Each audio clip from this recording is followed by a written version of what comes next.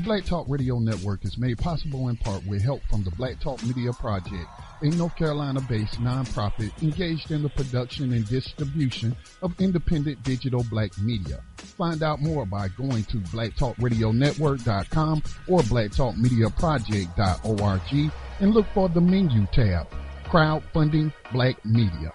Black Talk Media Project, helping to provide you with new black media for the new millennium.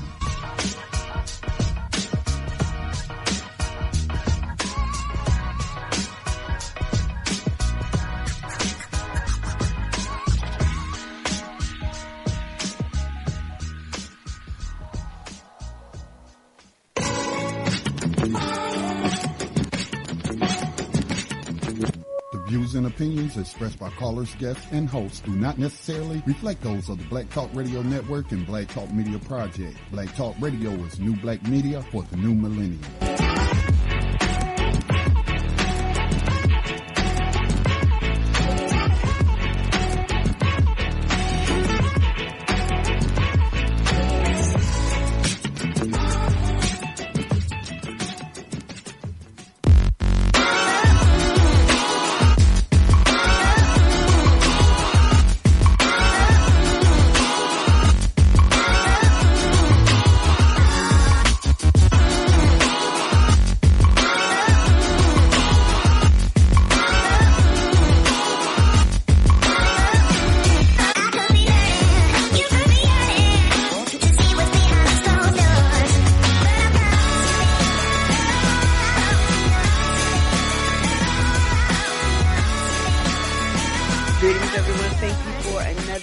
Joining us for another episode of Blacks in Business Radio. I am one of your hosts, CC Harry, and I'm joined by Brother Robert 11X. How are you doing, Robert? Doing wonderful. And yourself, CC?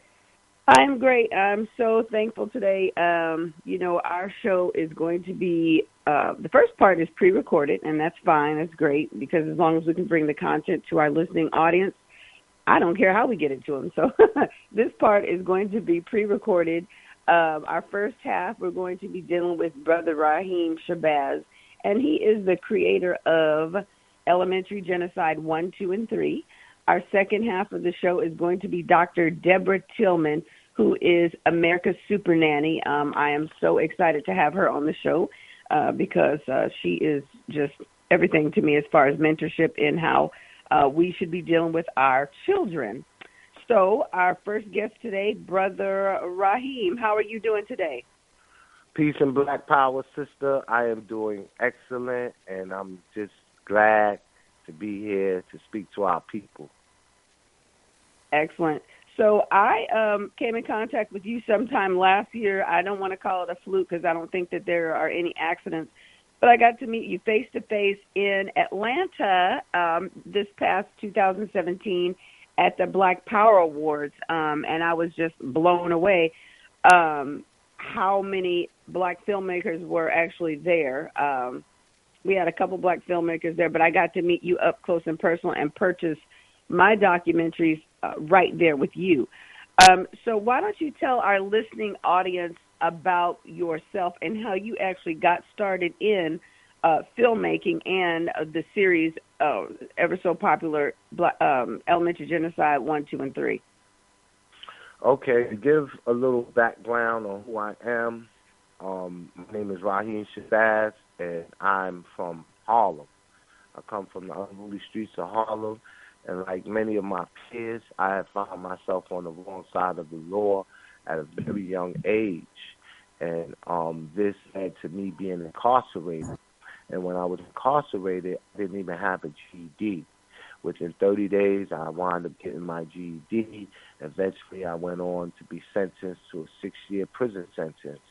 And while incarcerated, I enrolled in college, and I graduated 8 days before I was released, and I graduated in the top 5% of my class, and I have a degree in human service. But while I was in college, I did a lot of studying and research, and everybody always told me I was a prolific writer. But one of the studies that I did was I wanted to see how incarceration was affecting us and what was the overall cause of it. And while I was doing this research, I found out that 85% of the prisoners that goes to New York State prison come from 7 neighborhoods in New York City. And then I began to study those 7 neighborhoods, and I seen, the reading scores, the poverty, the disparity, and health issues, and then I began to put all of this together. But it didn't immediately dawn on me that I would start doing film, because like I said, I was a writer. So I was writing for several different urban-driven publications, from Source, 5XXL, you name it.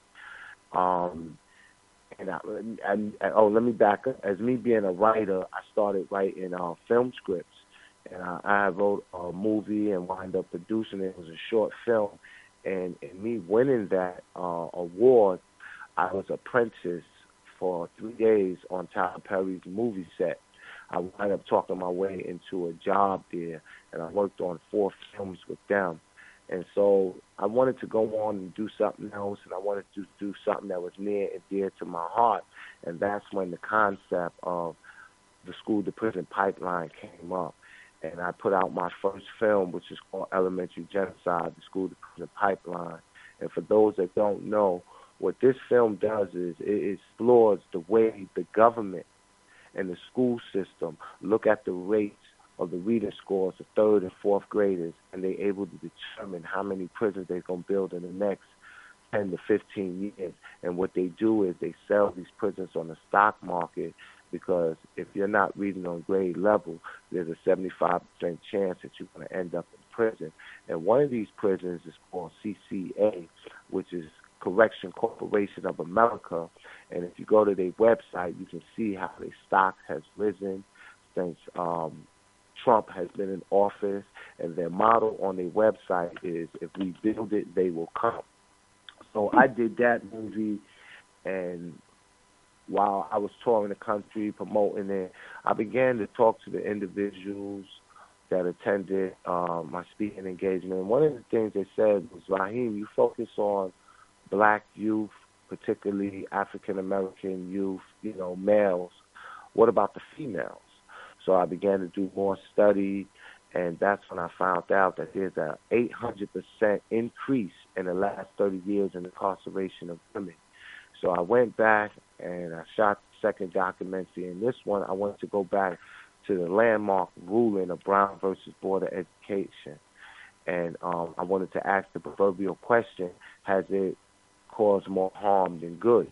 And as we know, it caused more harm, because during that time, we was taught by our own people that came from our culture, came from our background, and that knew us, as opposed to white settlers now teaching our children. So 82,000 teachers lost their job, and they integrated the students, but they didn't integrate the teachers. So that was the second one, which is called Board of Education versus Board of Incarceration. And to round out the series, we did another documentary, which is called Academic Holocaust. And in this documentary, we wanted to show that the killing of the black unarmed youth in the streets is no different than the assassination of your mind, the assassination of your critical thinking that's being done in the public education system. Because today's youth, they have a right to remain a student. They should have a right to remain a student instead of being told they have a right to remain silent. So that is the conclusion of the documentary series, and it has been well received all around the world. Yeah, and I can definitely see that. And let me just tell you, we at Blacks in Business appreciate you for educating our youth and getting the word, educating our parents, I should say, and getting the word out, letting them know what's going on, because I have firsthand information about the school system because, of course, I have children. And as you see your children being set up to fail, you just really don't at the time understand that it is a system that is going forth to suppress them, to set them up to be in prison. Because you see the tag of special education, And you see, most importantly, the children not being taught how they learn. There are different modalities in how the children actually learn, and they're not being taught that way. A lot of our children are kinesthetic, tactile, some of our children are visual. Some of our children learn through, auditory means.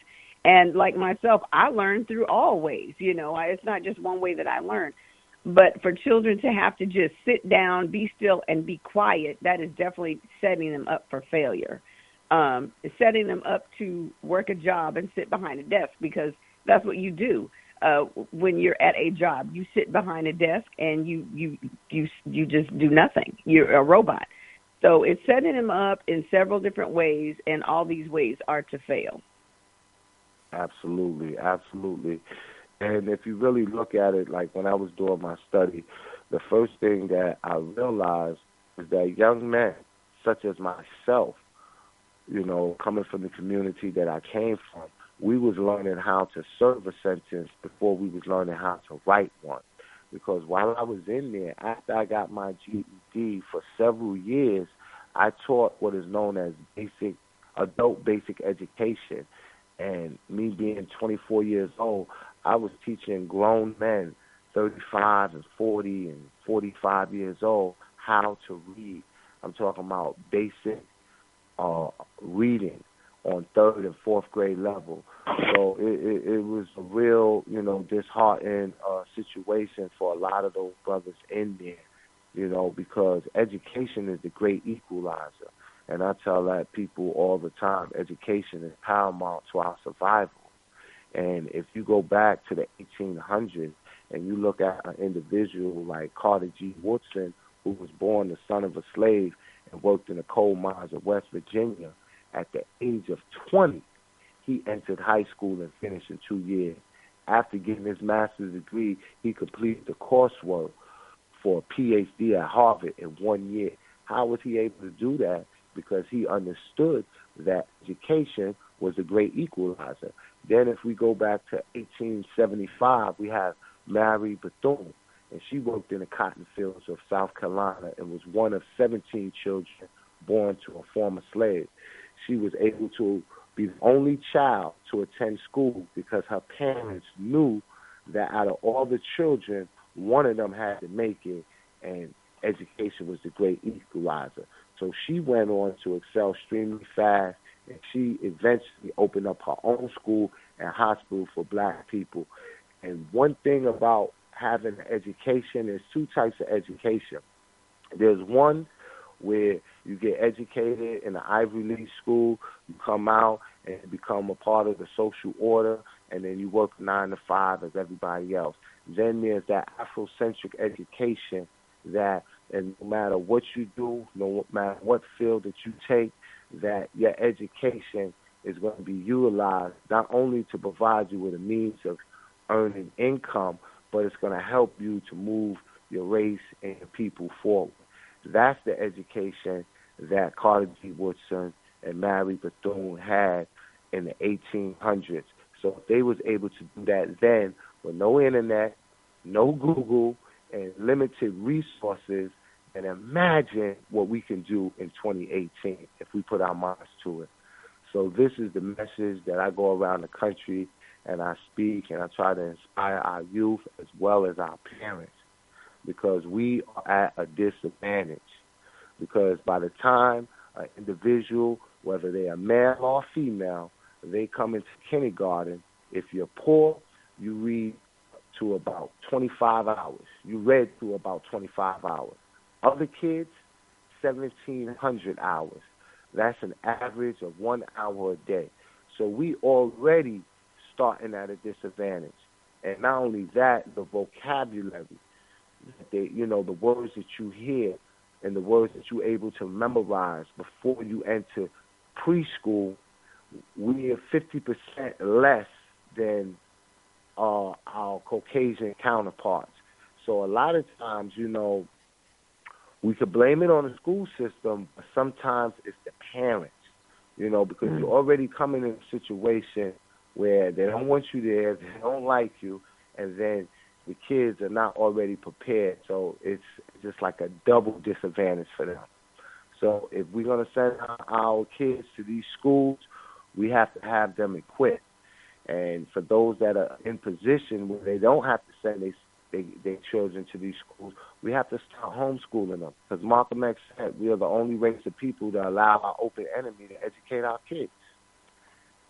And that shouldn't be done. Right. This is absolutely true. And that equipping of the child has to start very early, whether they are homeschooled or schooled in the public school system.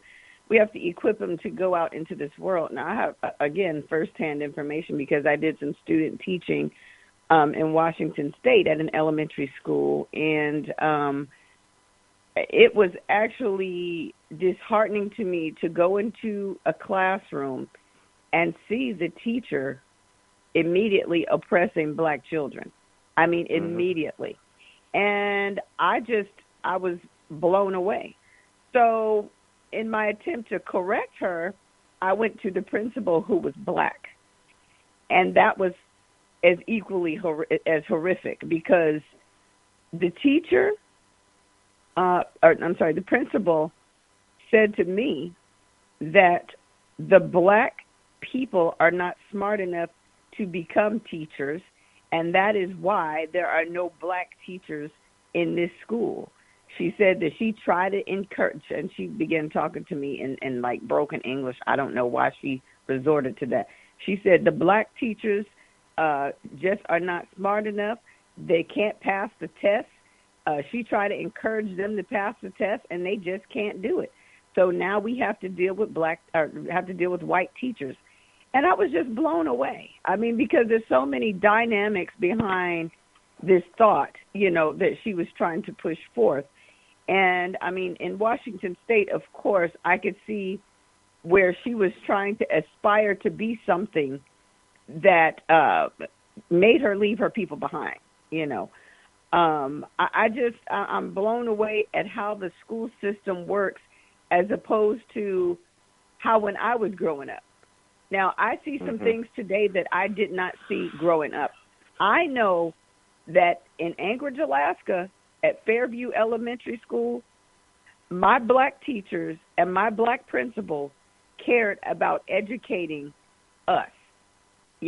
I'm able to look at that school system and have a great perspective and say that they were interested in educating us.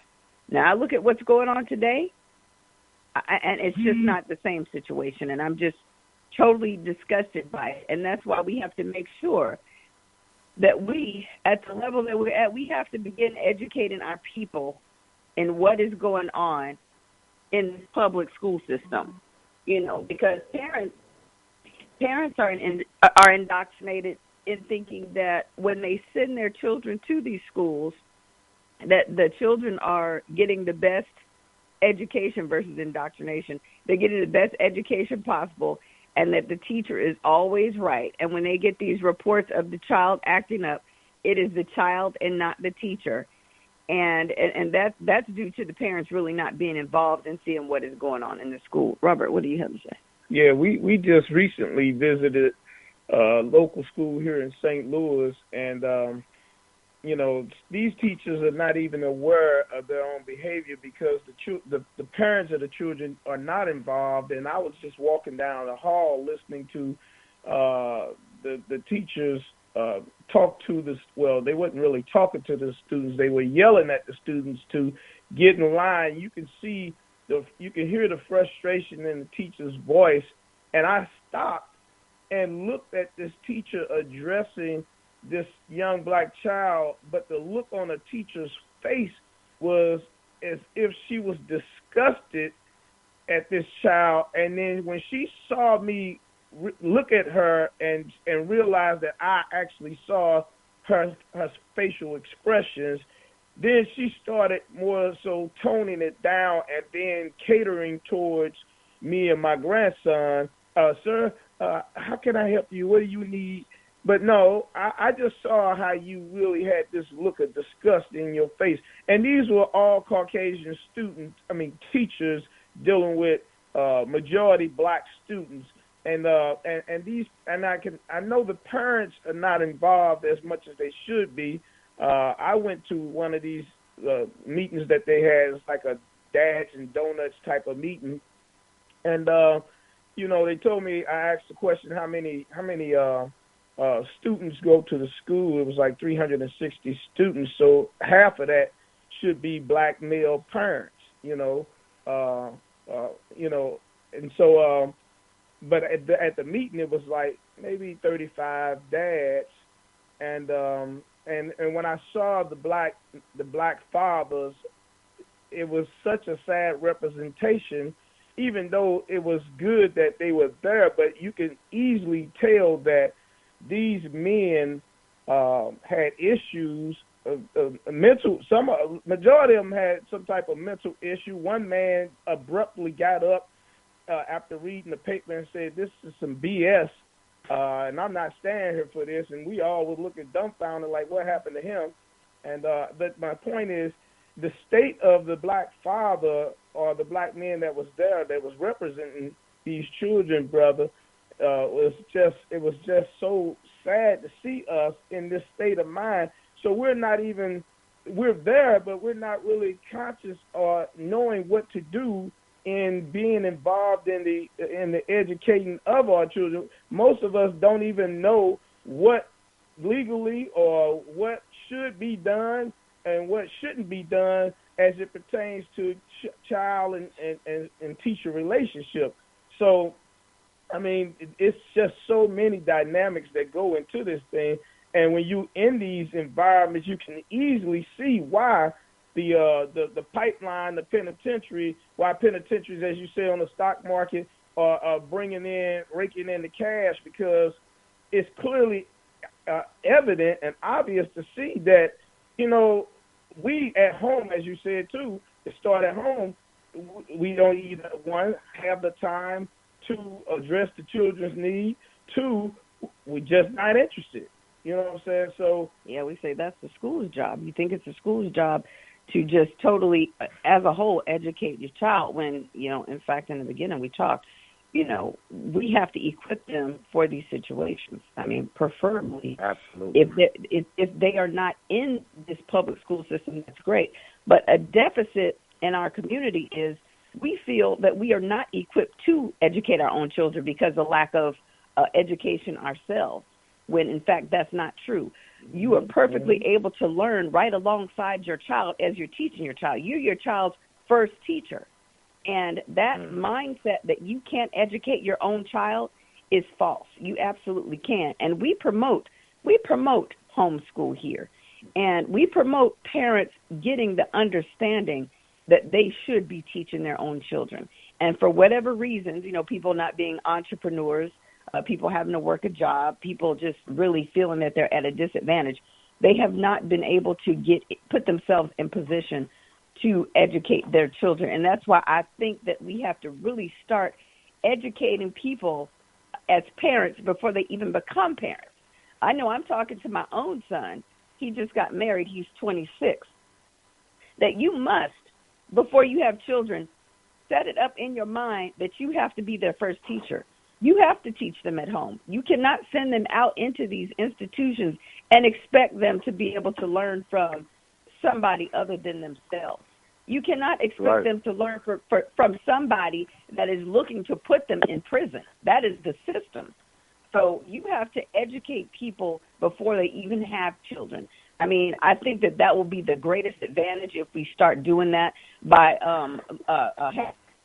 film screenings of Elementary Genocide 1, 2, and 3, 7 a.m., and just all other films that we just, help our people become educated about what is going on in this world and helping them to know that they are greater than what their oppressor has taught them. I mean, that's the biggest thing, because we think that, just like doctors, we think that the school teachers are God, the doctors are God, the government is God, and that's just not true. We have to know that we possess the appropriate information to educate our own people. The thing, and that's true, and the thing that I'm looking at and hearing, when you talk about getting into the head of the family, the mind of the head of the family, or the mind of the person that's heading the family.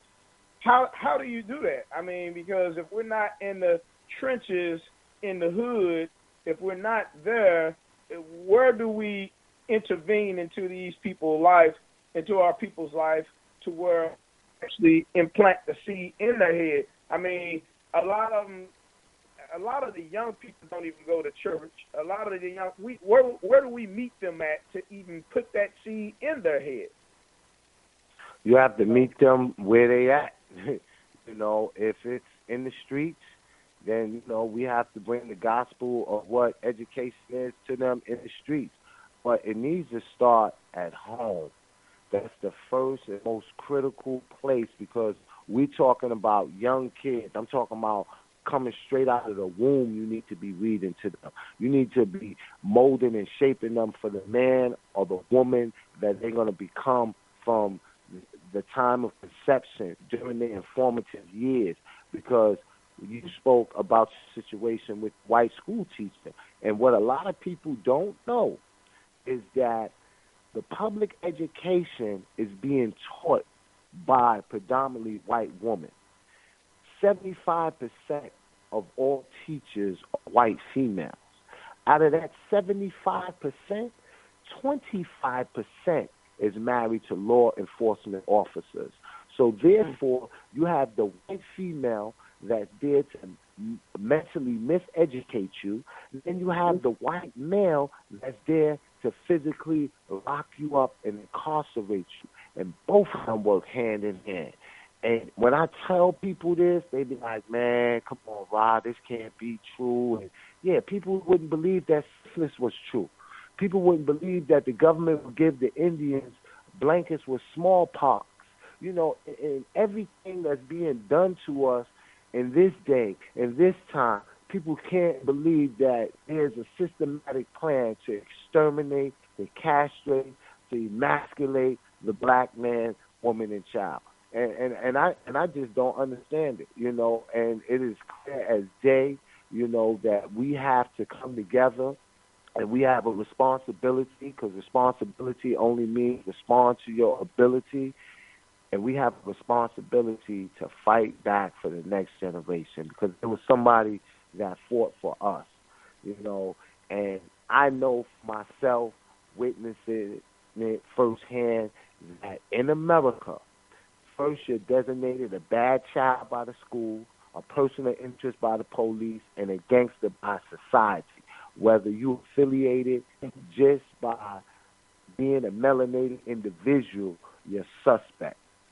So we got to get it together as a people. And nothing that I'm saying or that I'm telling anybody can't be researched. You can cross-reference everything I said. Let Google be your best friend and find out what is going on. You know, it didn't take me long to find out and see the sinister plan that is at hand. And I'm going to say this, and I'm going to let y'all speak. What's really ironic about all of this is that I had read Kwanzaa Kunjufu's book, The Conspiracy to Destroy the Black Child, it's 1 and 2. I think that might have been 1986. I read the book.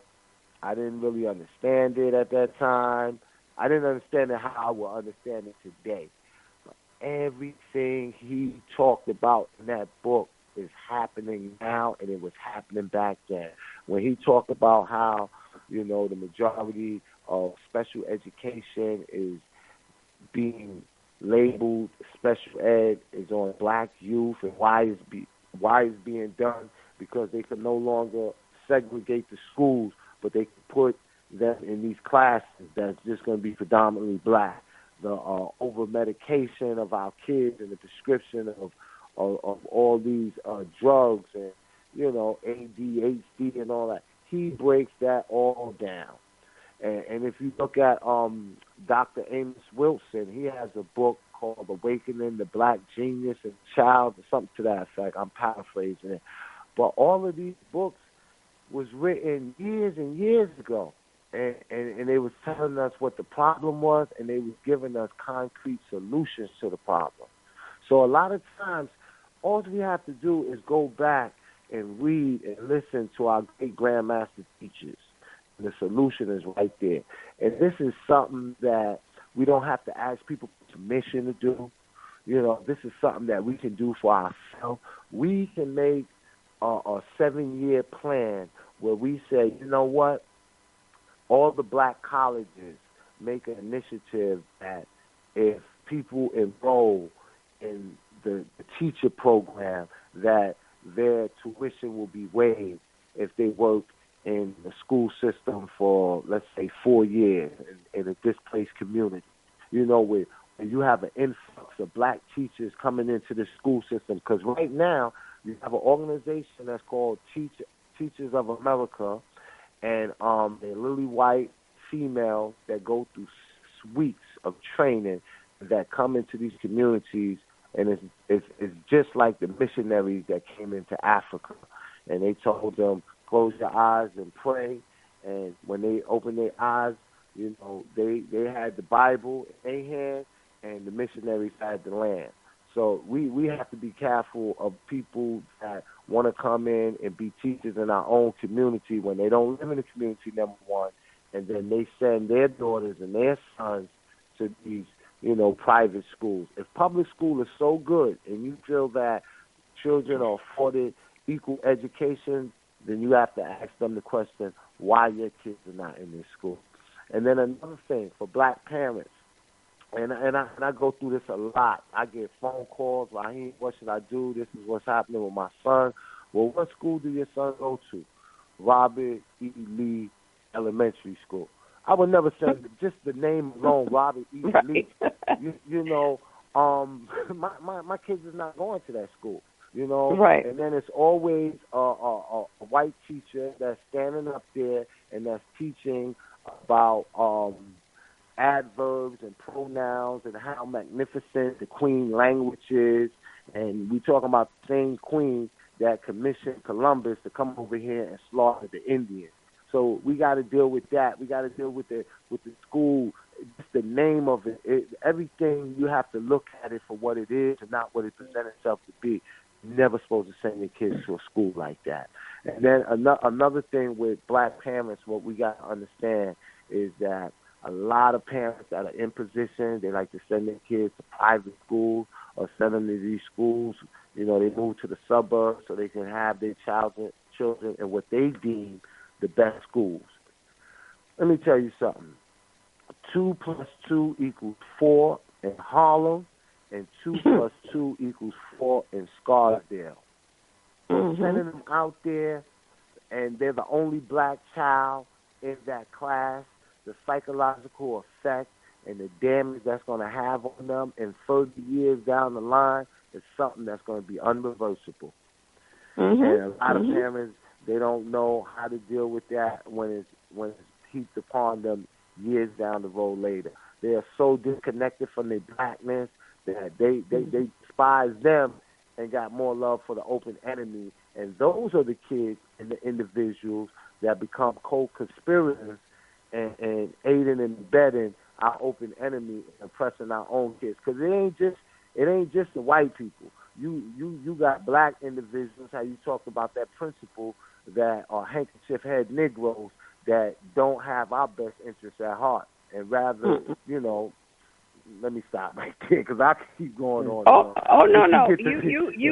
You at home. You at home right here. You can talk about all those things. There is no we will not censor you. Oh no. You in truth. No, I know that, but sometimes it's good to really just speak the truth and don't get too radical with it, because then that's the only thing they hear. Oh, Rahiem, you got a divisive message, and everything else I said goes out of the window. So I don't want to do that. You know, I want y'all to just give you the truth. You know, because our people, man, they talking about being divisive. You're supposed to be divisive. You know, Elijah Muhammad said that it's 3 things that the open enemy is not going to teach you, and that's the science of warfare, education, and mating. You know, but one thing that he also taught is that separation is better than prayer. You know what I mean? Sometimes, man, you have to separate from individuals that don't do you no good. You know, right. And it's just like if you're in a relationship, for females, if you're in an abusive relationship, you know you got to leave that relationship. You know, but for whatever reason, some choose to stay and think things will get better. And 9 times out of 10, it doesn't get better. And it's the same thing. We are in an abusive relationship. When are we going to leave? Many of us, including myself, we left. And we trying to come back like Harriet Tubman and save everybody else. Right. And we have to know we can't save everybody, but I believe that, you know, it's kind of like, you know, lawyers have a term called mudslinging. I'm going to throw the truth out as many times as possible, and wherever it will stick with at least one person, I'm happy to do that. You know, I'm happy to rescue some children that did not come from my body. If that means start a Saturday school, which is what we had when I was growing up, I'm telling you, I know that my teachers loved us, and that was a different time. We had Saturday school. There was black teachers that came into the elementary school and taught us on Saturday because they recognized the deficit in the school system for us.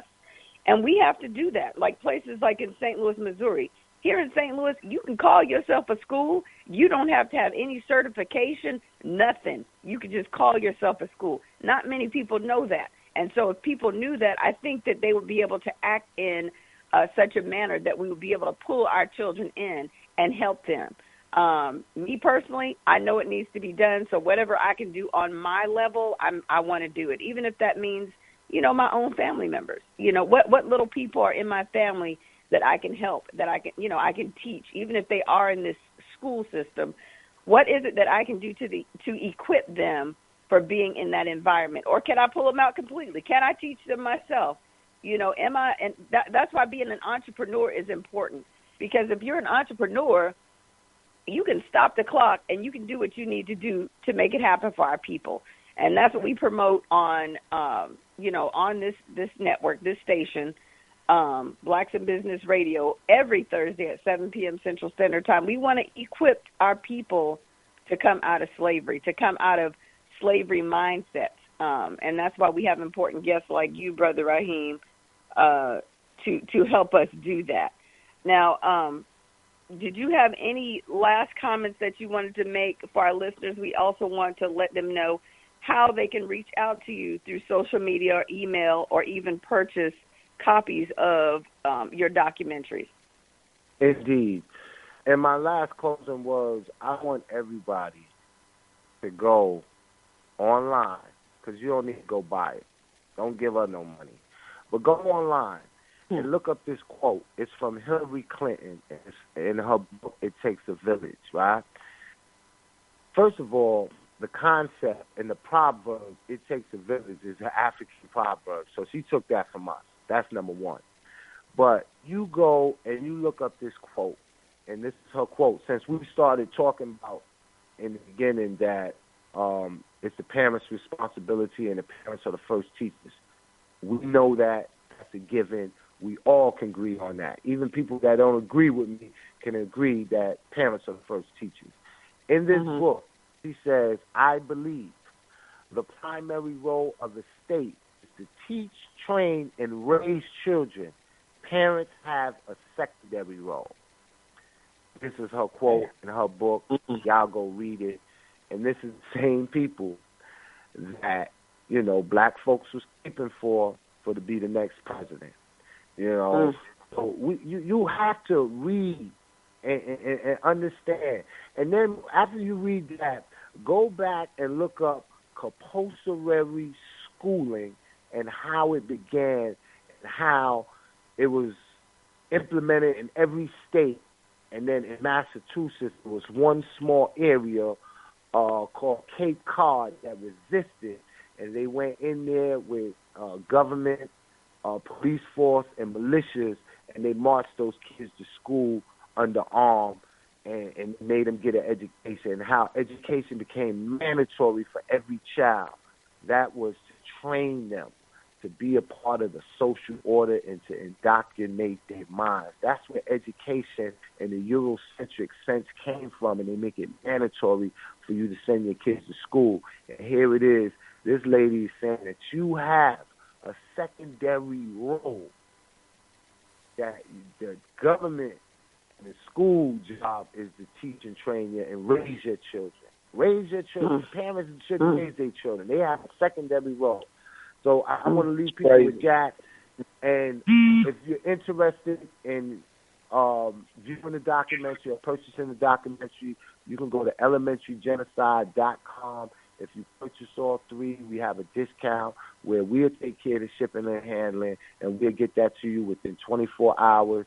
Anybody interested in me and contacting me online, you can do so at Rahiem Shabazz, and I'm on Twitter, Instagram, Facebook, Snapchat, and probably every other social media network that you can find out there. Perfect. Now, we also want to make sure that you have the opportunity to stream. I understand you have a podcast. You can stream your podcast through blacktalkradionetwork.com. We have an excellent platform, all black platform. CEO Scotty Reed would be happy to introduce your work on his network. So we'll have to get with you later and talk about that. Brother Robert, you got any last words? Well, I want also to have the people that listen to this show consider my one question that I wanted to ask you, but I didn't get to ask you, was this here. Where do you see, can you see the outcome? What do you see the outcome being at this critical stage in time for us as a people, as it concerns with the subject matter? And I don't think you have time to answer the question, but I think we should at least think about that as a people. Where are we in this race at this critical time, dealing with this matter of educating the education of our children? I can answer that in less than 1 minute. I'm not going to be long-winded. I can say that victory is certain, and that we are a resilient people, and that if we survive slavery, then this is a walk in the park. We have to get together, and I think more than anything that this generation is the warrior generation that is fearless and unapologetically African, and they're the ones that's going to make sure we get done what needs to be done. You know, you had the Moses generation that was saying free us and take us to the promised land, but this generation is the Joshua generation. This is the one that's going to make it happen. Absolutely. Well, we need to make sure that we are expounding upon that, continue to educate our people. There are some that are waiting for the message. So we definitely appreciate you, brother, for coming on our show. We hope to talk to you later about private screening and all those wonderful things that you can help us get going. Also, your apparel. I know you're doing a lot of things, so we look forward to connecting with you later. Feel free to listen to us at any time and connect with us at any time on any projects that you may have coming up. But we want to just thank you for coming on our show, and we don't want to take up all of your day.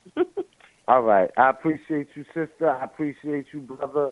Peace and Black Power, family. All right. Same back at you. Sir. Have a great day.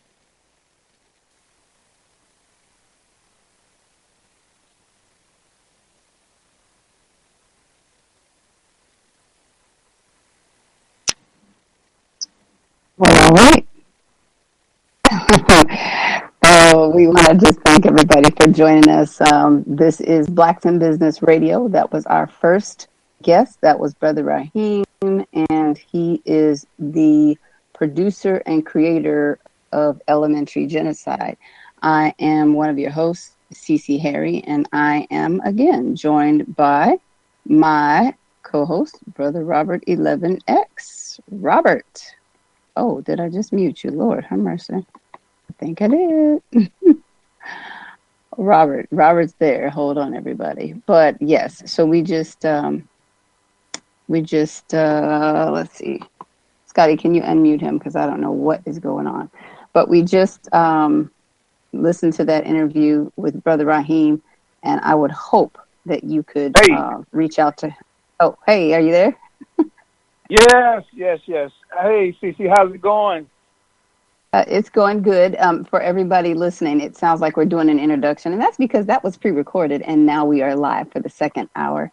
But yes, I mean, that was a lot of great information on our situation in the school system, don't you think? Oh, yeah.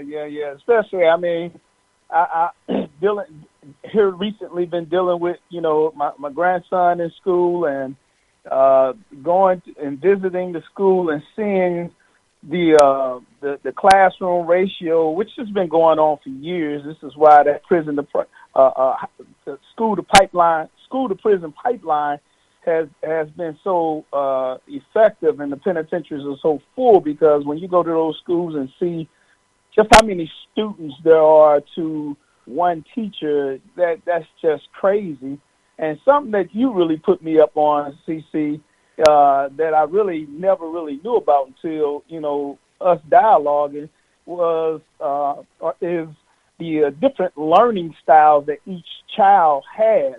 And with that being known, if you got a classroom with 20 students and each one of them has a different learning style, there's just no way possible that the teacher can accommodate the needs of all those students. So, man, this interview with the brother was just on time and very informative, and it really puts a 911 in my mind in terms of what needs to be done in my immediate situation, as well as what needs to be done as a whole, as a people, when it concerns educating our children. So, great interview. Just well, we want to make sure that the people who are listening, if they would like to chime in, just press star, and that will unmute you, and you can definitely talk to us. You can ask questions. You can make comments. Tell us your own personal situations if you like.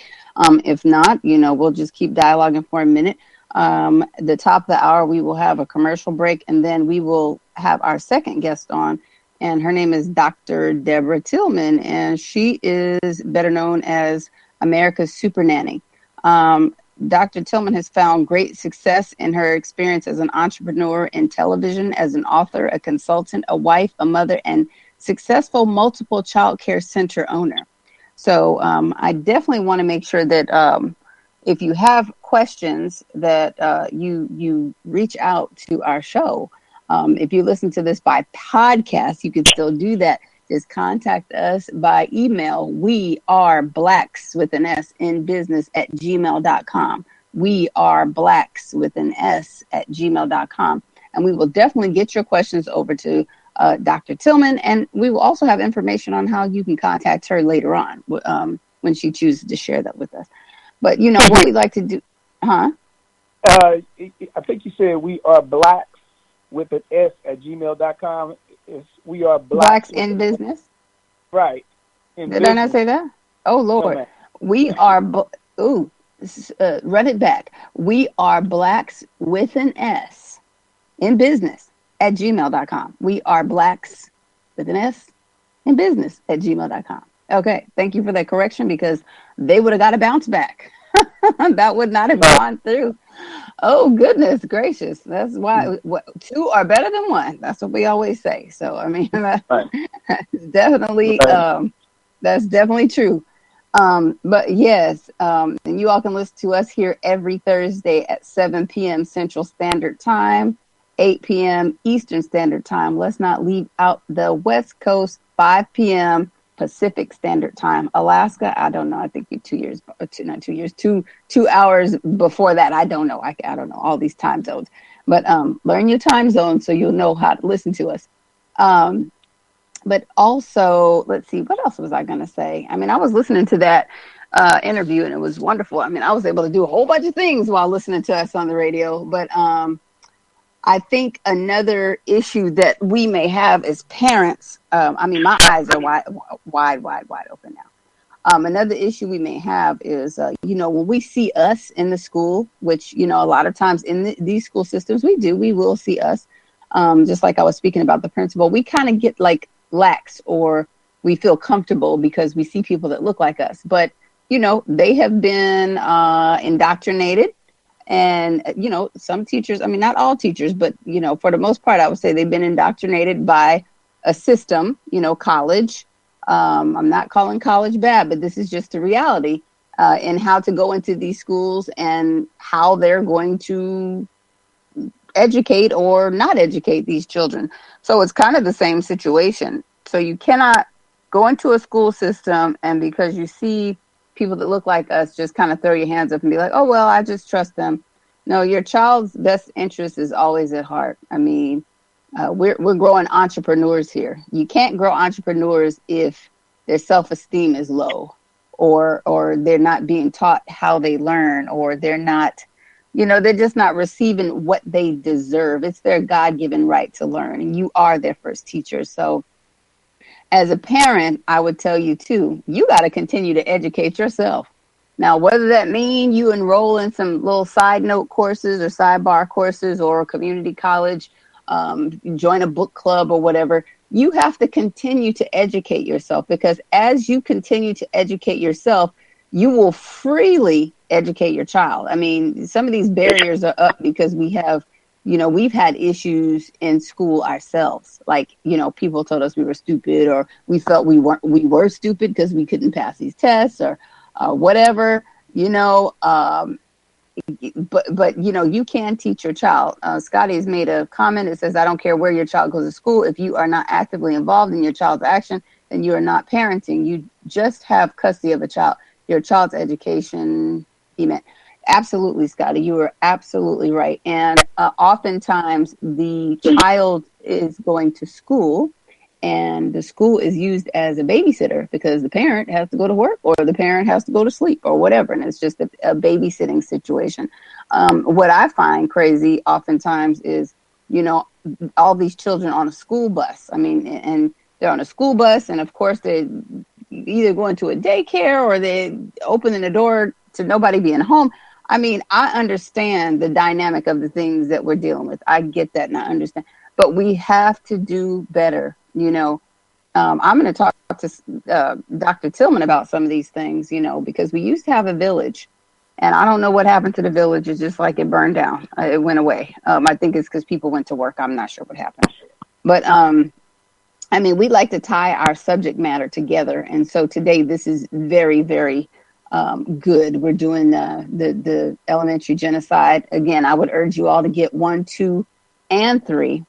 If you want to get it from me, feel free to contact me at weareblacks@gmail.com because I am also selling them. And right now I have a sale going on where you can get all 3 for only $60, which is a great price. Of course, you need to pay shipping and handling because that's what you do.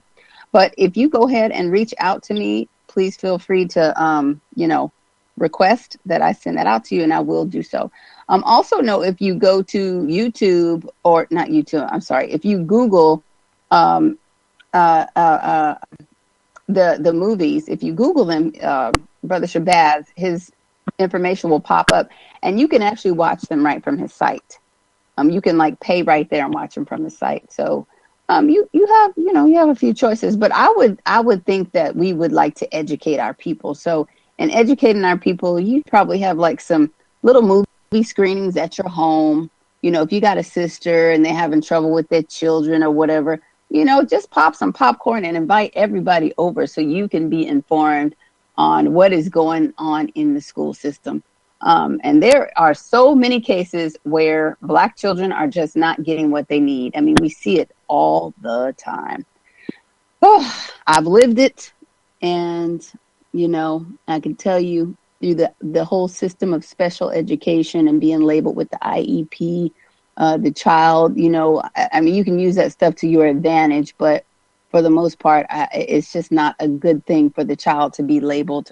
You want your child to be strong-willed and excellent and do all the things that they came here to do because God put them on this earth for a purpose, and it wasn't the purpose of being oppressed. So we definitely want to make sure that we get what we need. We see that our 8 o'clock hour guest is there. Greetings, Dr. Tillman. We will have you on after the commercial break. We appreciate you for joining us. We will get you in after the commercial break. Brother Robert? Yes, ma'am. Okay, what else do you have to say about this elementary genocide? I mean, it's just so near and dear to my heart because my background is early childhood education, over 11 and a half years being a child care provider. I've seen so many things. And then being a mom of four, it's just been, it's been a ride. And now going through the stuff with you and your grandchildren, I mean, it's all fun. I love it. It's wonderful. But, you know, we get to sharpen each other because, like I said before, two are better than one, and iron sharpen iron. So we're still doing it. We are definitely doing it.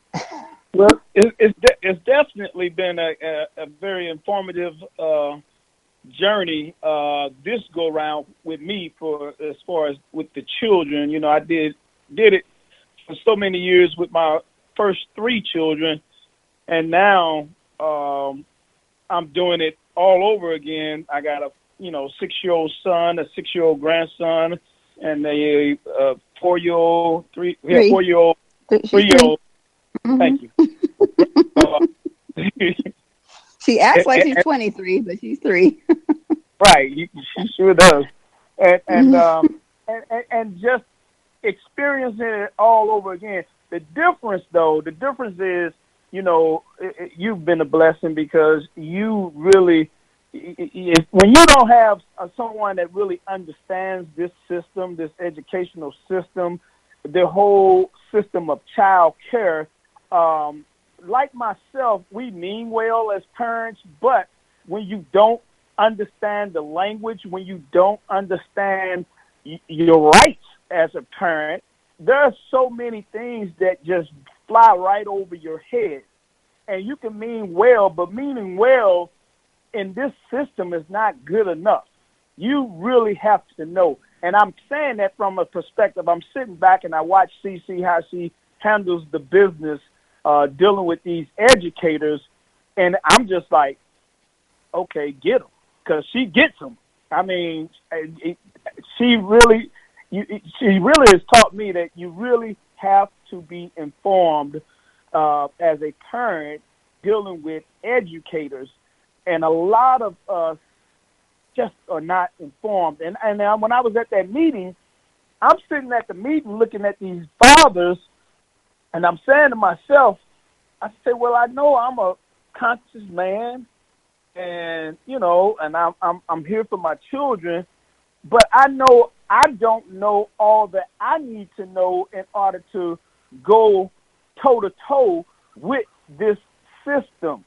And had it not been for me meeting yourself and seeing and hearing the way you handle these educators, that's what told me in my mind, wow, so many parents, even mothers, so many parents don't know what to do. And I guess I can almost imagine this is why the children get tagged, and they start putting them on prescription drugs, and the parents just agree with it because the parents don't even know how to parent the child. They don't know that each child has a different learning style. They don't know that. I didn't know that. I didn't know that. So it's such a sad thing looking at it from a knowledge point of view, and then looking back. I say I have to be very real and very transparent about my life, and very real. And I'm looking in the mirror and I'm saying, man, if you don't know, and I didn't know these things, but even though I love my children, how do you know what to do? How do you know if you don't have a teacher? Yes, yes. Now we have to go to commercial. I mean, so many questions unanswered, but so little time. So we will go to break right now. You're listening to Blacks in Business Radio on Black Talk Radio Network, where we are here every Thursday at 7 p.m. Central Standard Time. Hi, the Black Talk Media Project would like to invite you to become a member of the BTR Community subscription-based social media platform. BTR Community is a platform that was set up for the listening audience of Black Talk Radio Network, the #1 independent Black radio network online. For just $24 per year, your subscription gives you access to an interactive space to share information with like-minded people with your privacy guaranteed. Your subscription will go a long way to help us maintain and improve our current media platforms. It will also help provide a budget so that we can begin the task of establishing localized media centers and radio stations across the United States. The best way to show your support and appreciation for what we do here at Black Talk Radio is to subscribe. Help us to help you be informed. Join btrcommunity.com today. All right, everyone. You heard the commercial. Join BTR Community today. You can use that as an alternative to other social media platforms. Join a platform where your people matter. BTR Community. Okay. So, everyone, thank you for joining us. If you have missed the first hour, feel free to listen by podcast. Go to Black Talk Radio Network and look us up, BIB Radio. The first hour, we were talking to Brother Rahiem Shabazz, and we were interviewing him about his series called Elementary Genocide, and he has part 1, 2, and 3. Oh, I just really enjoyed that. Look forward to meeting with him again whenever we do go back to Atlanta. But in our second hour, we are going to speak with Dr. Deborah Tillman, who is known for so much more than just being America's super nanny. But that's where I first came in contact with knowing who she was on the program where she's going into homes and helping people with their children. But she's an author, a mother, a public speaker, a mentor, a child care center owner, so much more. We definitely want to welcome Dr. Deborah Tillman to our show. Thank you. Dr. Tillman, are you there? I'm here. Thank you so much for having me. Oh, well, thank you for coming on our show. We are so grateful that you blessed us with your presence today. Now, we're going to go ahead and get in with this interview here so we don't run out of time, because I got a zillion questions, and I had some questions that came in later. I'm like, oh, Lord, I already sent the questions off. But no worries. Well, we know that the Bible says your gift will make room for you, and I commend you for being a person of faith. Would you attribute your belief in God to the success that you now enjoy in your profession? Oh, my gosh, most definitely. It started from the beginning. I mean, I've always been raised in the church, but, more spiritual than religious. And so one of my favorite scriptures is Matthew 6:33. Which means, which says, which says, seek ye first the kingdom of God and his righteousness, and all these things will be added unto you. And I truly believe that. I mean, I was an accountant. You know my story. And I don't know if many of your viewers know it, but I was an accountant, thought I was, happy in that job until I had my son. And absolutely ridiculous how many child care providers I went through. We went through 7 child care providers as well as centers in 3 months. And so he was basically being abused by all 7. Like, we'd go in one place and he'd be in a car seat. I'd drop him off at 8 o'clock in the morning, come back at 12:30 in the afternoon. He'd still be in the car seat with his coat on, sweating profusely. I mean, it was just a horror story after horror story. And my thing to God was really, why me, why me? And I think for all of us, when things happen in our lives that we're not used to or kind of devastating, we say, why me? Why is this happening to me? And God was not answering me. And it wasn't until the 7th child care provider that I walked into her home. By this time, I'm crazy, just basically devastated by the 6th that I had just had. And she was in the hallway talking to somebody, and I was like, where's my child? And I went straight to a back room. He was in a bassinet. He was 3 months old, and he had a bottle in his mouth, and the wall was holding up the bottle, and he was sucking air. And literally, I mean, I lost it. I tell people now when I go speak all over the country, I tell them, I said, I could either be in jail or talking to you, and thank God I chose, to just, walk away. And at that point, I had just really surrendered. I basically surrendered, just like fell on my knees and said, okay, God, this has happened 7 times. Forget the why me. What is it you want me to do in the world? What is it you want? And literally, I heard 7 still small words, and he said, I want you to do it better. And I quit my job the next day. I literally quit my job the next day and started as an in-home child care provider. My degree was in accounting. And so I eventually went back to school and got a master's degree in early childhood special education. But I started in my home in a little apartment, watching my son and his best friend. But God had given me that dream. He had given me that vision. So I knew that even though I started in this small beginning, that, I saw the end, which was the child care center. So I literally set up my apartment like a child care center. I had no employees, but I developed a 27-page employee handbook. I had no parents except for that one child, and I developed, it was probably about 20 pages then, a parent handbook. And I literally just acted like I was running a school. And 10 months later, the building that we were in, apparently they had a child care center that went out of business after having been in business for 30 years. And the manager, who I had never met, called me on the phone, got my phone number out of the apartment complex that we were in, and said, listen, a child care center just went out of business. I heard that you have been doing such a brilliant job in the apartment that you're in. Do you want the school? That's how I got the first school. Wow. Yeah, so it's been God every step of the way, him ordering my steps. And the Bible says he's a lamp unto our feet, a light unto our path. And I just truly believe that when we are obedient to our calling, that God will make a way. He'll make room for us. I tell everybody that all the time. The world won't move over for you just because you're smart, just because you're intelligent. However, when you exercise that gift that you have, not only will the world make room for you, but you'll get paid for it. That is some inspiration right there. My goodness. Oh, wow. And you know what?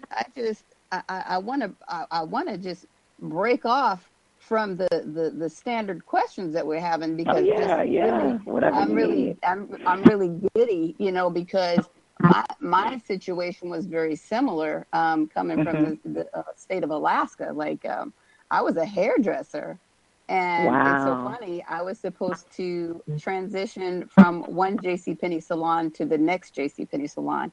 I had a conversation with the boss, and she's like, sure, come on down when you come.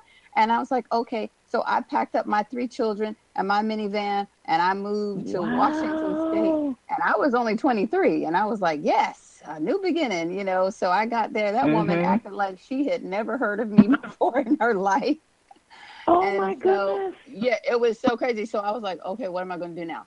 At that time, the Welfare to Work program had started. And so, I didn't have to do anything, because my son was young. So I was like home. And people saw me taking my daughter to school and my son to school. And they just started asking me to watch their children, like out of the blue.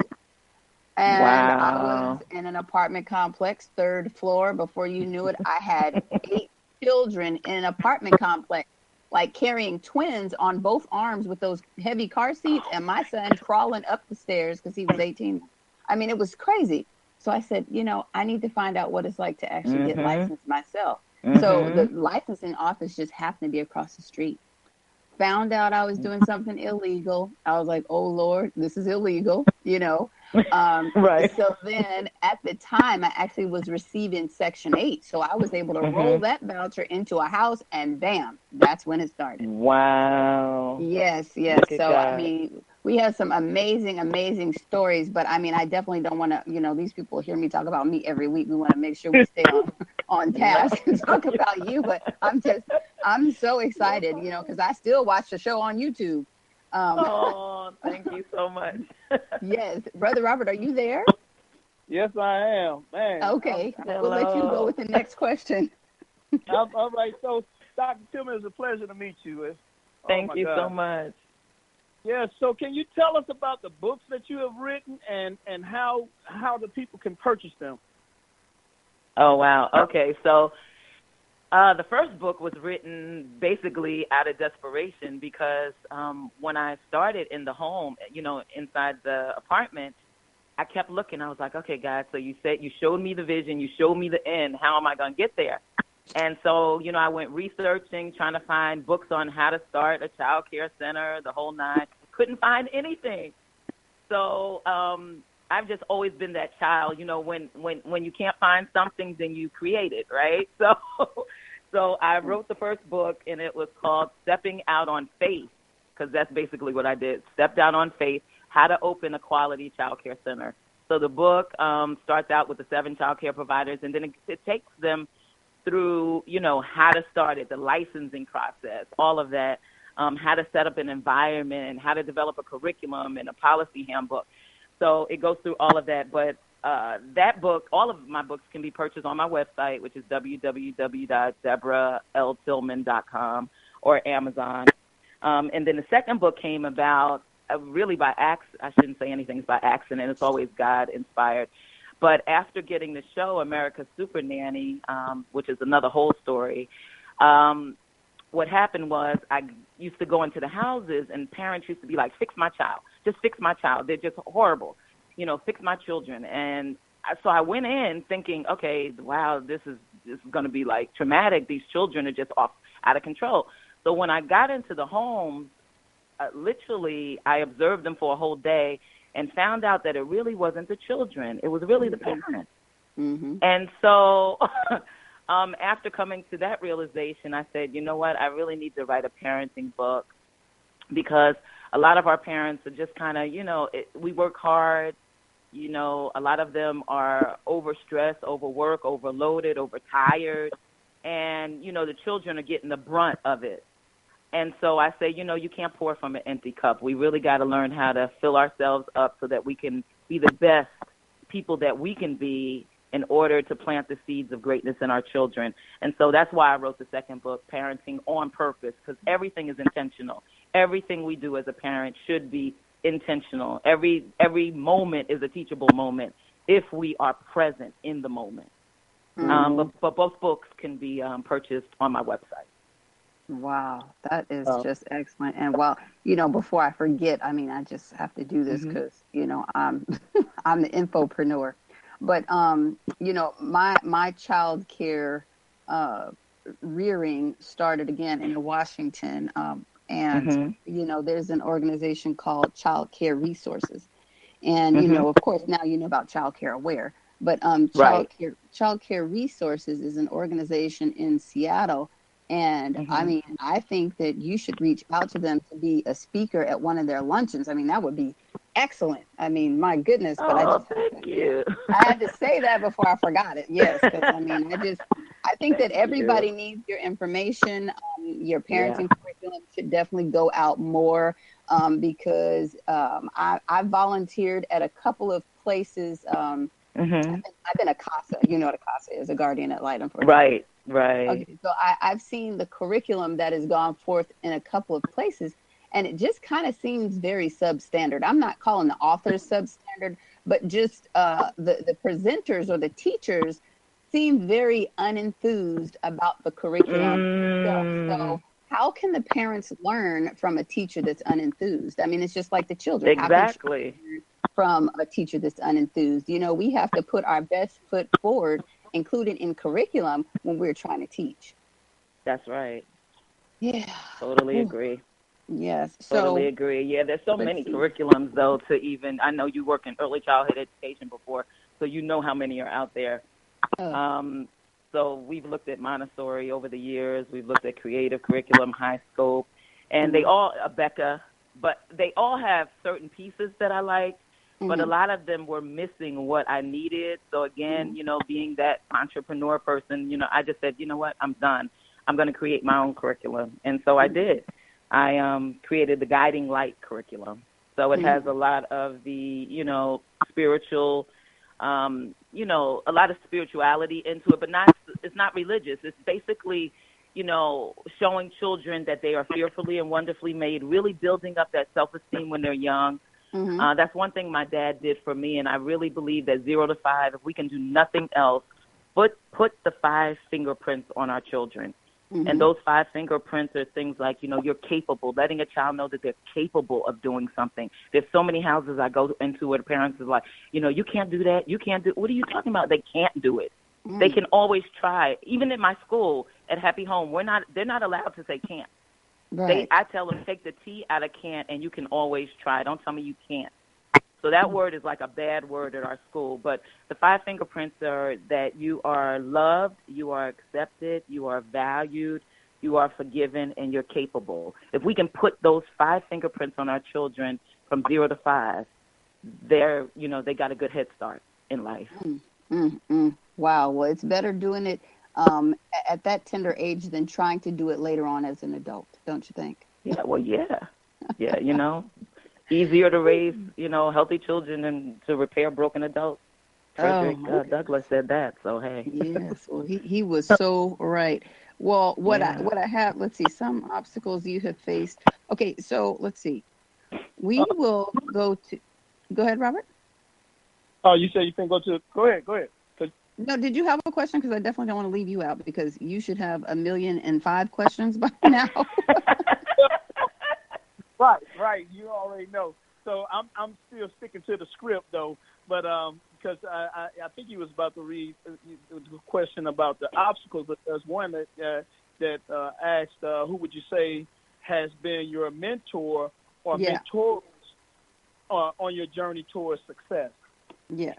Wow, mentors. There have been so many. Well, the first one is my mom. I would have to say the first one was my mom, just watching life, growing up with a mother and father. For the first 12 years of my life, I was a daddy's girl. We came home on my 12th birthday, and my father was gone. Like, where's Daddy? And my mom was like, he's gone. And so that was pretty devastating for me. But one thing I did watch my mother do was we kind of came from a middle-class background and living in probably about 5-bedroom house, the dog, the whole 9 for the first 12 years of my life. And then when my father left, we had to move to a 2-bedroom apartment, had to lose the dog, so it was just going from, as a child, extreme. Yeah, my mother went on welfare. She was a stay-at-home mom, so she had to go back to school. My mom worked 3 jobs, went to school at night, absolutely ridiculous, the kinds of, like, going from, that income to nothing. And I just watched her. I watched her tenacity. I watched her perseverance. I watched her, faith in God. And it just seemed like, prayer was a big thing in our house. And whenever we were in so-called lack, which, you would think that I would know as a child that we were in lack, but I never felt the lack because there was always love. And so that's what I got from my mother, that sense of perseverance. So, even going through the trials and tribulations of opening the school, which we haven't talked about yet, and those obstacles, I was always moving forward because I watched my mother do it. I mean, she led by example. She was a great role model and a mentor for me. And then I would say for compassion and the heart and the spirit of just loving people and reaching out to people and helping families and going beyond the call of duty, even that we do at our school, I would say I got that spirit from my grandmother. She was just really that person that just was like the grandma of everybody. She was the village. I mean, she helped everybody. And I grew up seeing that. And so she was another one of my wonderful mentors. And then starting the school, I would have to say Marva Collins. I don't know if you remember her, but she was, remember Marva Collins? Yeah. No, listen, Robert and I just watched that story like 3 weeks ago, and we were both in tears watching that movie. Yes. Oh, my gosh. So I got the opportunity. I absolutely loved her. So I did the same thing you did, was I watched her story. And what I loved about her was the courage. She got sick and tired of being sick and tired of the Chicago City Public Schools, and she started her own school. So I got the opportunity to work with, she has a daughter and a son. I actually went to Chicago and studied the curriculum when I first started the school. So a lot of our proverbs, the children recite proverbs. They recite just all kinds of beautiful quotes. They have I am statements in the morning. So, for example, if a child is impatient and they're always like, I want it now. At 3 years old, then their I am statement would be I am patient. And they say it, they have a happy home motto. Like, we really lift up our children. They meditate in the morning. And so we do a lot of unique, eclectic things to really sow the seeds of success into our children and really build them up. That is wonderful. I mean, I am just like, I knew I was going to be blown away. I knew it. And I tried to stay with this script. But I mean, it's just impossible because, like, I mean, we go to Chicago every week, and I was looking for the school. I'm like, okay, I wonder if they'll train me. I wonder if I. Oh my gosh! Because when you love children, you just cannot get out of that whole mode of just wanting to be greater and wanting to be better. And after we watched that story on TV, Robert was like, "That is you," and I'm like, "Amen, amen." Dr. Tillman, when she's saying that very lightly, I'm telling you, she is the child whisperer. Oh, I love that. Oh, no, Dr. Tillman, we can go into a store and from a baby to I don't care how they glue their eyes on this woman, they communicate with her. I'm telling you, it blows me away. Wow. And people say, "How old are you, 4?" And she be every time. And she knows. She knows. It just blows. I was like, "How you know?" I mean, it's just she has a gift, and some. We all have gifts, and for me, it's exciting to actually witness that in her because I remember I came home one day and she had my son in the kitchen just doing something with herbs, writing his name in the herbs. And he was content with that. And I was like, I wouldn't have never thought to do nothing like that. Wow. So, when I say child that's amazing. She can work with some children. And for me personally, with her, there is nothing in the world that she needs to be doing other than be with the children because she just does it with such ease. Look at that. It's crazy. So, no, I was excited. Well, that's her calling. That is her calling. For her when you called and the show was put together, I was excited because I said, "Oh, this is going to be good for her." I mean, I know she was excited. You should have heard her. Oh, I was in Seattle when your assistant called me. I was at the Goodwill. I was in the middle of the floor. I said, "Ah!" I screamed, and people are like, "What happened?" And so I'm just talking to Robert on speakerphone. I'm like, I didn't even realize. I'm like, okay, because I talked to a lot of people about being on the show, and then I said, Dr. Tillman. So I went and I looked it up, and I said, "Oh my goodness, it's a super nanny!" And so I. So funny. It was so funny. I couldn't believe. I couldn't breathe. I was like, "Oh my goodness, Ms. Cortez, thank you for calling me." I was overwhelmed, and I said I was not going to be starstruck on this show. But I mean, it's not starstruck. The work that you do is so important because our children are just in lack right now, and we see it they just are. All day, every day. And it's because, like you said, it's not the children, it's the parents.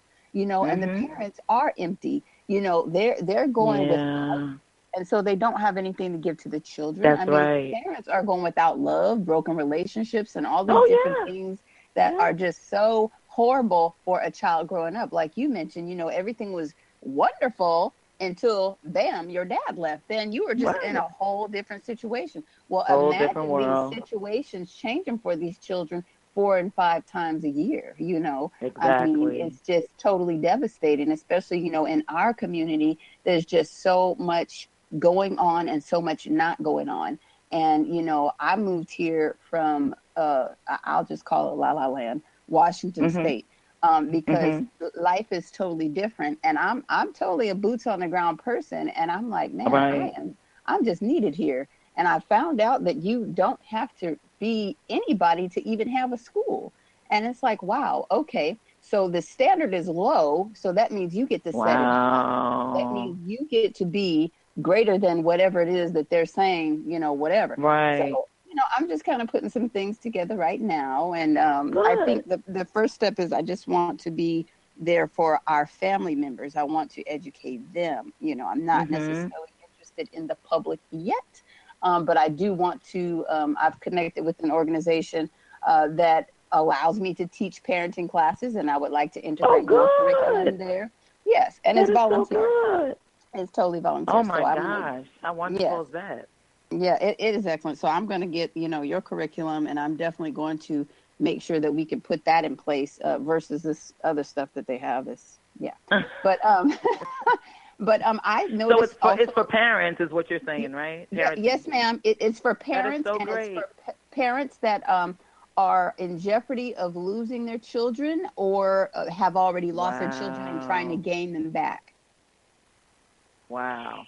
Yeah. That's awesome. So we have the greater parenting system for them. Oh, okay. It's a 7-module system. Yes, a GPS. We don't for get parenting. that. It comes with workbooks and everything. Yeah. Oh, we are definitely going to. I mean, I just want all of it. I just want to, wherever your store is, I want to come to the store. Forget ordering online. I just want to come there. But, yes. So I'm going to definitely get back on the script here for a second. What you're doing. Amen. Well, no, I mean, I'm just thankful. You know, I'm thankful because I have eyes to see. You know, I've had a clouded situation myself. I haven't had a perfect life, but at the same time, I feel God has blessed me to have the energy and the mindset to want to love children, because that's just what it is. Right. I just love them.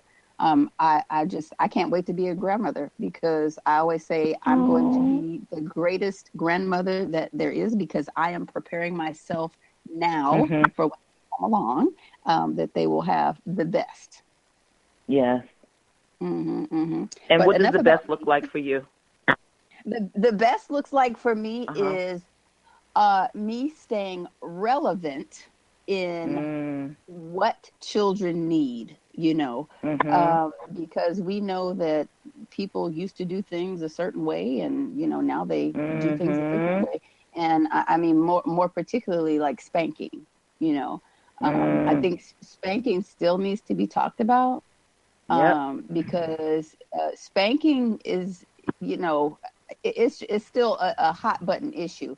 But I just want to be able to learn to do things in a different way, and also teach parents to do things in a different way. Right. That's what it looks like to me. I mean, yes. Now what we're going to do now, so we can continue on, is we're going to go into our commercial break, our last half hour. You all are listening to Blacks in Business Radio. If you want to chime in, press **, and we will definitely get you in on the conversation. Enough about me, like I said, because I just can't help it. But yes, join us for the last half hour. We're going to go to commercial now. No, I'm not a writer. Okay.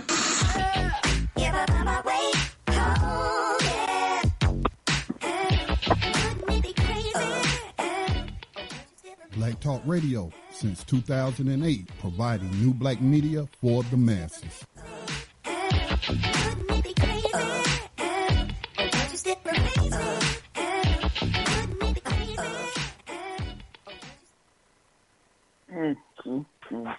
All right. Well, welcome to our last half hour of Blacks in Business Radio. We are talking to Dr. Deborah Tillman. She's also known as America's Super Nanny. She's an author, a mother, a child care provider, a child care center owner, a speaker, a coach. I mean, she just is everything all in one. My goodness, you just, I mean, if you have missed out on this interview, make sure you rewind everything and, you know, get the podcast and listen. And if you're listening, share, because everybody has, you know, parenting issues that they would like to have answered. So, I mean, this is going to definitely help you. Now, Robert, I'm going to let you go ahead and ask some more questions, because, you know, it's your turn. Yeah. So Ms. Tillman, what have you been, what are some of the obstacles that you have been faced with early on in opening up your child care? Wow. Where do I start? That would take 3 hours. One of the major ones, which I think a lot of people go through when they're starting out in a business, is the number of no's you get and the number of you can't do that. I mean, literally, after starting in my home, I knew I wanted a school. And so, you know, I remember sitting in front of the licensing specialist, because, you know, here in Virginia, and I'm sure in most places across the country, you have to, obviously, if you're going to have a center, get it licensed. And I remember her looking at me and saying, you can't do this. Like, I told her my whole plan, my whole vision, laid it out, blueprint, crossed the T's and dotted the I's. And she just looked at me and said, you can't do that. She said, I had 3 centers and none of them were successful. So you can't do that. And your degree is in accounting. It's not in education. And so, I don't know if you've ever had this experience where somebody's just talking to you and it's like whine, whine, whine. Like you hear, their mouth is talking. But right. At one point, I just literally tuned her out. Yes. Exactly. And I kept thinking, I think I can. I think, that book, The Little Engine That Could? Yes. Right. I think I can. So as she's talking, I'm making my mindset go to, I think I can. But I'm not saying anything, right? So I don't hear anything she says because I already know everything is negative that's coming out of her mouth. Right. And literally, that lady had no clue that she gave me such motivation after leaving there. Oh, my gosh, that I was like, you know what? I'm not only going to do this, you're actually going to be the licensing specialist for all three of my schools. So literally I called up and said, opening another one, I want her to be the licensing specialist. So, the Lord will lay a table before you in the presence of your enemies. And this has been 24 years later, and she still is like, at this point, she's just like, I'm so sorry. I think about a year ago, she came to me and apologized and said, I should have never really discouraged you. I said, you actually didn't. You actually motivated me. Well, not only will he lay the table out, he'll lay the table out and let them watch you eat. Yes, he will. Amen. Amen. You preach. But yeah, it was all of that. It was the no's. It was the you can't, do that. And again, you just have to know within yourself, and be confident within yourself that, no matter what happens, I can get through this. And again, it goes back to my mom, watching her having to raise 3 girls, go on welfare, do all of that, and then still make it. And so I always tell parents, boy, you do not know the influence that you have on a child as a parent. I call it, I tell every parent, even when I'm teaching, I say, parenting acronym is to be in position, the P, be in position to adequately raise, educate, nurture, and train your child. That's what parent means, to be able to do that. And if we could just do that effectively, then our children will just really have a better chance at reaching their divine destiny. Okay. Absolutely. Now, why don't you tell them while you're at it, while you're making acronyms, well, let's talk about discipline, because that stood out to me about discipline. You said discipline is the root word of what? Yeah, disciple. Uh-huh. The root word is disciple, which means to teach. Yeah, it means to teach. And so if you're not teaching anything, then there's no sense in you doing it.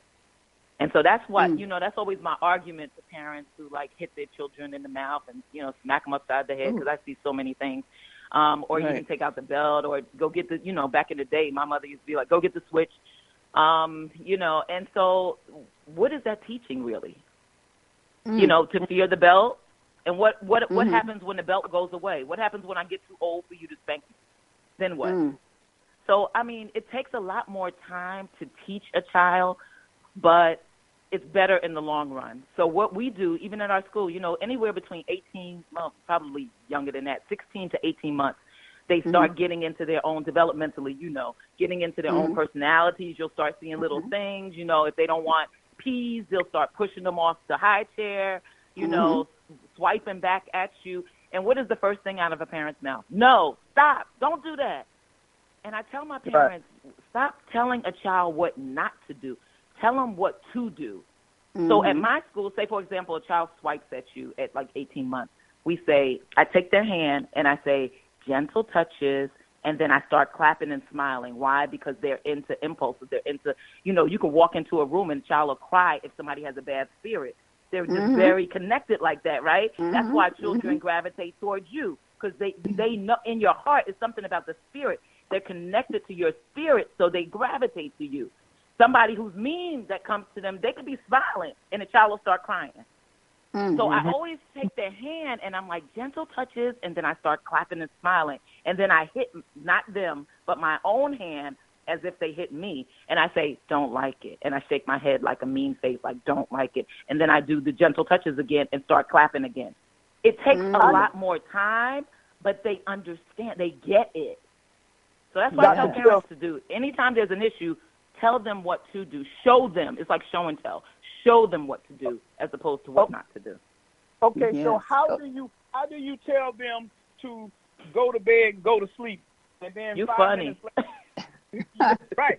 And 5 minutes later, you hear them talking, and just like I just had to do a minute ago, I said, now didn't I just tell y'all to go to bed, and I don't want to hear any talking? So how do I show them? How old are they?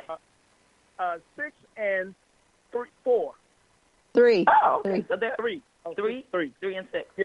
Okay. So just like life, right? Every rule, because they have to know the rule, right? So you do the 3 B's, I'm sure, like bath, brush their teeth, 1 book, sweet dreams. Okay, so that's my little 3 B's to get into bed.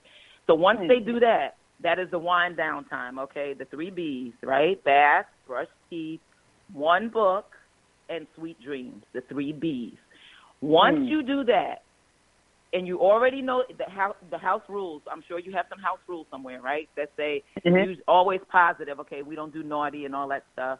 We say positive things like use your listening ears, speak kind words, use gentle touches. Okay, that's right. Walking feet, that kind of thing. Okay, so they already know the rules. So the listening ears would kick in at bedtime when you say, okay, we've done the 3 B's. It's time to go to sleep. Good night. I love you. You pray. All of that. They're in the bed. Now they get out of the bed. Every choice that you make has a consequence.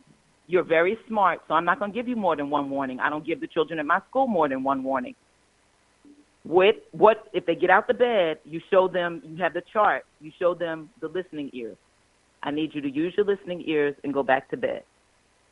Now, they start talking again, then there's a consequence. You need to put a consequence in place. You can't keep saying, go back to bed, go back to bed. You'll be talking till you're like blue in the face. Right. It's all just like life, right? You break a rule, there is a consequence. So I don't know what they like, but I love the 6-year-olds because they like something. They like either some computer time, some iPad, like something. They like something. So that gets taken away if you're not, that is one of the consequences. That would be one of the, or the calm down corner for your younger ones, right? Because they don't like standing and being bored. Like, then they start falling out. But you got to have a consequence. Every rule has a consequence when they break it, okay? Because you don't need to talk more than once. Our children are very smart. And you don't want to start something that you're not going to continue. So because you as a parent don't want to have to say 5 and 6 times, get back in the bed. I told you to get back in the bed. I want some water. I'm tired. I'm tired. They say I'm tired, but then they don't go back to bed. They start talking. Or I want the light on. It's always a excuse after excuse after excuse. So in order to just get rid of all of that, it's the 1 warning and the consequence, and then that's it. Well, he's working as a grandparent. How crucial is the role of a grandparent when the parent works a whole lot and the grandparent is stepping in? Which, I mean, I'm very proud of Robert. He has done that. He saw that his grandson was having an issue. He found out that his grandchildren were at a daycare until 9 o'clock at night. And so he went and he picked them up from school and he takes them home and he takes care of them until the mom gets off. Yes. That's so sweet. That is awesome. But even grandparents, don't let them run over you. I know that's a whole nother role because, you're grandparents, so it's really nice. But again, you don't want to be the kind of grandparent that lets the children run over you, because bottom line is respect is number one. And you have to train them up, right? Teach, talk, and train from 0 to 5. Teach, talk, and train. Listen, learn, and love from 5 up. So teach, talk, and train. So we're training them to have some respect when you say go to bed, go to bed. Right. Wow. Right. Okay, so let's move on to some more. I mean, I got a whole list of questions that people were asking, but you have we talked about curriculum. Now, if let's say I'm a child care provider and I want to have you train me, or is there a curriculum that I can purchase to train my staff? Is there anything like that? Do you offer mentoring? Both. So we have the Guiding Light curriculum, and it's actually getting licensed now. So it'll be launched in March on my website. And then the mentoring classes, because I'm so busy and we're kind of developing a whole lot of stuff right now for this year, I did one last year, and I'll do another mastermind mentoring class. But I accept limited number of participants. And so that, because I like to spend time with people, I don't like to just put stuff out there and then they're not able to ask questions and really go through that with me. So that'll be launched in April. The second one will be launched in April. So they can go on my website and we just take the first 50 people. I don't tell them when it's going to be launched. They just have to keep going to the website. And then the first 50 I take. Wow. Okay. Well, that definitely sounds like something I'm interested in. Okay, so let's see. What would you say to a child care provider that is suffering from burnout? Now, I know a lot of friends that they are suffering from burnout, and they have not trained themselves in anything else. But if they're suffering from burnout, do you think that they should close their business? Oh, wow. I am not the one, to say close your business unless your why isn't big enough. So because your why, your why was big enough. That's why I don't think you would ever suffer from burnout. And then my why is big enough. Why? Because I never want another parent to go through what I went through. So even though we get tired, even though we get overwhelmed and sometimes stressed, we would never walk away from our calling. And so it just depends on if it's their calling or not. Sometimes people are in positions that it's not their purpose. You know what I mean? And so for them, yes, burnout means I'm just done with this. So I would have to get to the root of the problem and find out, okay, is it that they're just being, they're working in their business as opposed to working on their business? I don't know if you've ever read the book, The E-Myth, but The E-Myth is a really good book to read. I have my, when I train entrepreneurs, I have them, we take some things from The E-Myth. But to read The E-Myth, if you're working in your business, if you're doing everything, if you're an HR person, if you're the finance person, if you're, bringing parents in, if you're doing all the tours, then you're going to get burned out. You're going to be tired. Yes. And that's not your job. So you gotta stay in your lane. And you have to know what your lane is. And so I would just probably peel back the onion, get to the root of the issue, find out why they are where they are, meet them where they are, and then try to get them out of the rut. But as far as me telling them to close their business, that would have to come from them. Yes. And we would see it. We would know that it would be time to close their business because that's not really their calling. Yes. And I've seen that so many times where people are doing it for the money. And I mean, that shows itself really quickly. Now, I know for me, in my home child care, when I hired a wonderful assistant, that was just the greatest thing in the world. I mean, this lady was there. I mean, she totally loved the children. She was gentle. Well, she was kind. She wasn't rough. I mean, and then she ended up opening her own. And I just knew it was good. Awesome. Yeah, that was great. But we have a guest that is listening. Her name's Miss Janine Ridgway, and I hope to have her on the show pretty soon. But she has a question about her daughter. She says, my daughter is almost 12, and socializing seems to be her sole priority already. It's all about my friend, this, that, and the other. How do I get her to realize her role in the household and her job, which is school, at the stage of life, and strike a good balance? Oh, hold on. My phone decided to, hold on. Strike a good balance. Let's see. Strike a good balance for her. I see the little attitude building up already. Whenever it comes to her responsibilities, she literally wants to play all day and every day. She wants to play? Yeah, she said play all day and every day? Yeah, play all day, every day. Okay. Well, the rules don't change. I mean, again, there need to be rules in place. She's 12, so, that's an interesting age, the preteen. Starting to get the attitudes and the rolling of the eyes, and I want what I want, and if I don't get it, then I'm going to have an attitude. Okay. That's all fine and dandy, but not in this house. Okay. So mommy's going to have to, the big thing for me is, pick your battles, communicate. Okay. But in order to communicate, you got to connect. And I think with the influx of social media and technology and our children, it could be great. Technology is great, but it also has a downfall, especially when, they get on social media and then they have friends and then they're going back and forth. And so basically there just need to be some rules in place, that the household is the responsibility, and whatever chores she has or whatever she's supposed to do needs to be done before all the other stuff gets done. And if that doesn't happen, then again, we've got to start taking away some things. But I think for young people, when she talks about friends, what I do is, because we as parents like to put down the law, like we like to lay down the law. This is what you need to be doing, da-da-da-da. And it kind of goes in one ear of a 12-year-old and out of the other. Mm-hmm. And so I think when we have these conversations where we talk to them about, okay, you have all these friends, tell me why they're your friends. Tell me what kind of character traits, what kind of values do they have? Like when you just have a normal conversation with them, and just to hear them out, to see how they think. Mm-hmm. Because I think a lot of times we like to make our children into little robots and just say, this is how you need to be, this is what you need to be doing, these aren't you, this is what, and it's just too much. Mm-hmm. Communication and connection and building up the relationship is most important at 12, 13, and 14, because that's when the outside world has more influence than the inside. Wow. Well, Janine, there's your answer. And if you need to ask more questions, feel free to dial ** since you're here. But Robert, why don't you go ahead and pick another question out of our long list that we didn't even get to from the parent questions, so that, parents can know that we still love them. Pick a question out of here. So I got a question. I think this is a great question. How can a parent handle severe behavioral issues at school? Wow, at school. Severe. Wow, that means that they've had something before it got severe. Okay. They had a purple day.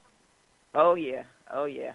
I think the best thing, and the only example I can give, well, I have a lot of examples, but one I can give you was when my child obviously left my preschool, and then he went to kindergarten, and one of the teachers, just having problems. It really goes back to, being the kind of parent that is involved in your child's education, and really, as soon as there's a problem, as soon as there's an issue, going to the school, meeting the people. Don't just get on the phone. Don't just listen to the messages. Don't just, get the text messages or the emails and then go back and forth like that. Like, show up.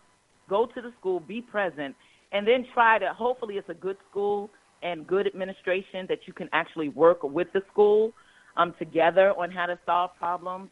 My biggest thing with dealing with elementary schools, because we follow our kids. So say, for example, I had a child that graduated in 1997 or 2008. We actually go to the high school if they're having problems in the high school. And the best thing I could say is if you bring everybody together, the administrator, the guidance counselor, the teachers, the child, the parents, and you have a meeting. And you really find out, okay, what's going on? So sometimes, most of the time, it's behavioral issue. Oh, she's talking. Oh, she's disrespectful. Oh, she's this. Oh, she's that. Or he. Well, then, I've not been, I guess, absent from showing up and actually sitting in on a classroom. Now, do parents have that kind of time? Not always, but I would say that you have to do it because it's really it's your responsibility to raise your child, right? And so if there's a problem at the school, you only know the problem by observing what's happening in the school.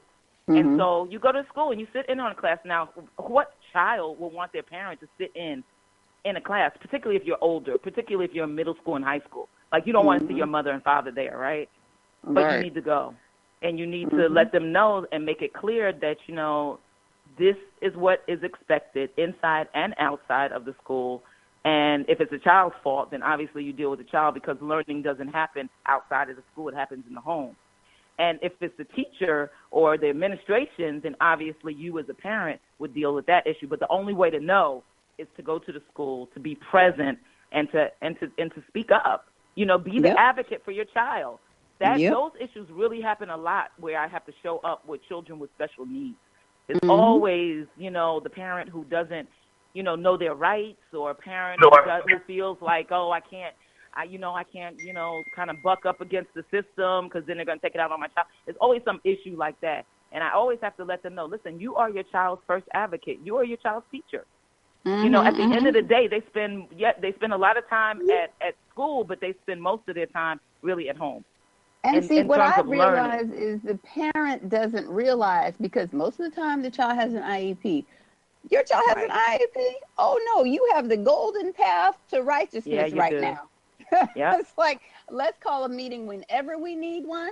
This Yep. child needs this. We're going to make sure this child gets it. If they do not follow that, that is federal. We're going to make sure that That's these right. teachers and this principal is accountable. You're going to see me here every week, every day if I need to be. Right. Yes. But imagine a lot of parents, look, I got parents who don't show up for preschool concerts, okay?